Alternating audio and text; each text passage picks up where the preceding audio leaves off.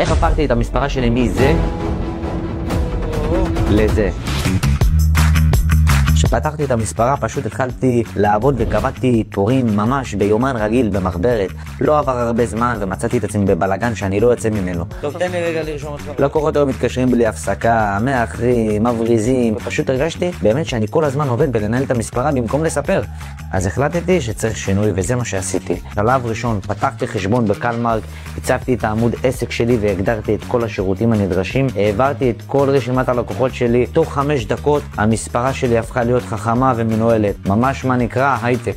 תוך כמה דקות ראיתי את המעיין שלי מתמלא כמו קסם, המערכת שולחת להם תזכורות בוואטסאפ, ואפילו אני מקבל כל חודש לקוחות חדשים מהאפליקציה לחיפוש עסקים של קלמרק, שזה הדובדבן שבקצפת. בקיצור, בואו לא נרחיב במילים. אם גם לכם יש מספרה ואתם מרגישים שאתם רודפים אחרי עצמכם, כנסו לקלמרק, תירשמו, יש לכם שבועיים התנסות בחינם, חינם בלי כסף, ואני מבטיח לכם שהרי שעה תבינו איך זה שינה לכם את החיים.